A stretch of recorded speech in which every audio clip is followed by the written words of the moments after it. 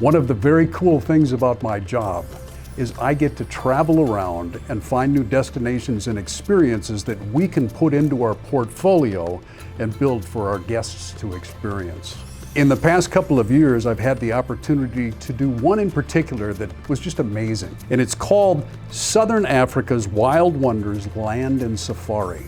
The difference with this experience, of course, is the water aspect. And when you think of a safari, at least when I look at what I've thought of as safaris, I've never thought of traveling around in the water on a safari. There are a couple things that's really neat about that and really make it a special tour.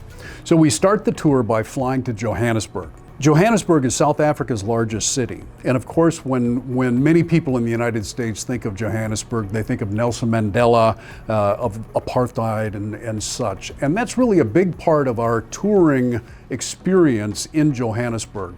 When we leave Johannesburg, South Africa, we go up into Botswana.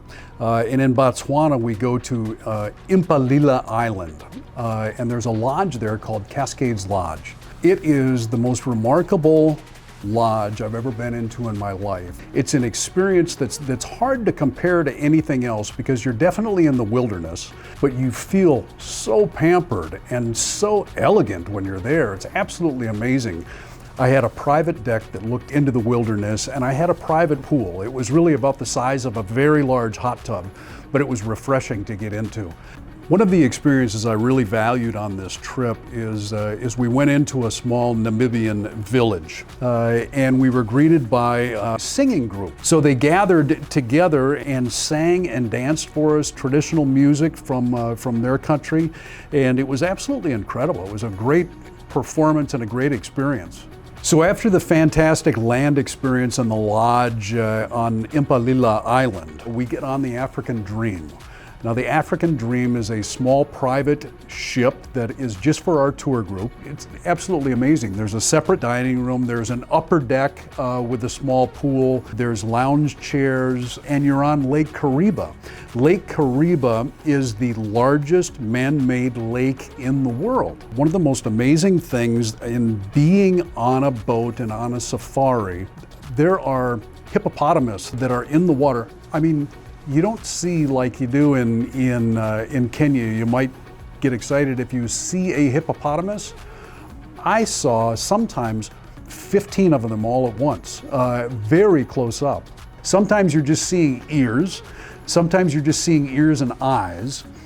But what we wait for is in the evening, as the sun starts to go down, they do a big yawn. And I don't know if you've ever seen a photo of a hippo yawning, but their jaws open to a number of degrees that I can hardly describe. You see these big jaws open up and you see this huge yawn out of the water, and you snap a photo and it's just incredible. And we saw that numerous times. So the experience on the water is really quite amazing. But then when we wrapped up our time on the boats, we flew to Zimbabwe, where we're going to go visit Victoria Falls.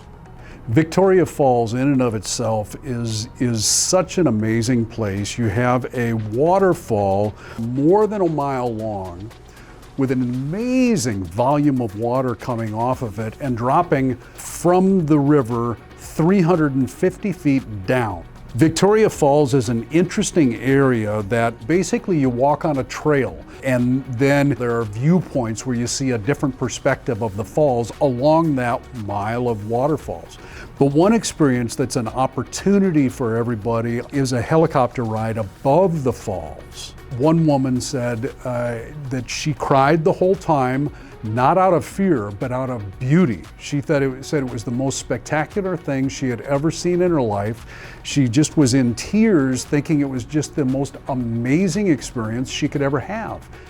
It's interesting, as I look back on the trip, if I had a friend or family member, or if anyone were to call me and speak to me here at the office and ask me what experience they should have on a safari, almost hands down I would say, you gotta try it this way.